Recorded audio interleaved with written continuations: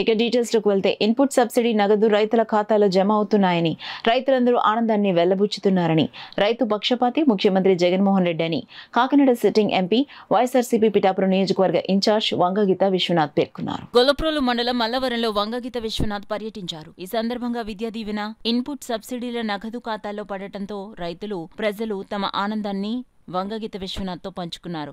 ఈ కార్యక్రమంలో అరగెల మణిబాబు, కొత్తం దత్తుడు, రావుల మాధవరావు తదితరులు పాల్గొన్నారు. అదేవిధంగా తల్లిదండ్రులందరూ కూడా ఇక్కడికి వచ్చిన వారందరూ కూడా చెప్పడం జరుగుతుంది. తల్లిదండ్రులు పిల్లలు కూడా విద్యా దీవెన పడింది.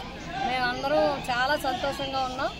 ప్రతిపక్షాలు మరి కూటమి కూడా ఎన్ని అడ్డంకులు పెట్టినా జగన్ గారు ఇచ్చిన మాట ప్రకారం వారు మా అందరికీ కూడా ఇవ్వటం జరిగింది. ఎన్నికల ముందు ఎన్నికల్లో కూడా ఇది రావాలి.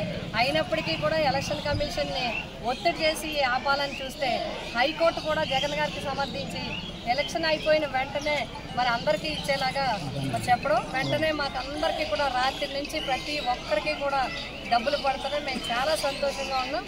మళ్ళీ మాకు జగనన్నే సీఎం కావాలి. జగనన్న మీద మా పూర్తి నమ్మకం ఉంది. జగనన్న మీద మా కుటుంబాలన్నీ ఆధారపడి ఉన్నాయి.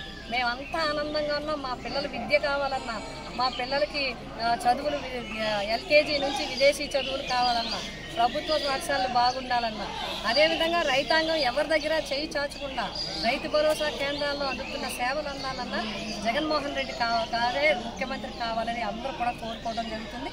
రైతాంగం తరఫున, తల్లిదండ్రుల తరఫున, విద్యార్థుల తరఫున, మహిళల అందరి తరఫున కూడా మరి ఎన్నికల్లో చాలా ఉత్సాహంగా పాల్గొన్నందుకు వారికి, అదేవిధంగా ముఖ్యంగా జగన్మోహన్ రెడ్డి గారు అన్న మాట ప్రకారం రాత్రి నుంచి అందరికీ కూడా ఈ ఇన్పుట్ సబ్సిడీ, అదేవిధంగా జగనన్న విద్యా దీవెన రిలీజ్ చేస్తున్నందుకు అందరి తరఫున ముఖ్యమంత్రి గారు హృదయపూర్వకంగా ధన్యవాదాలు.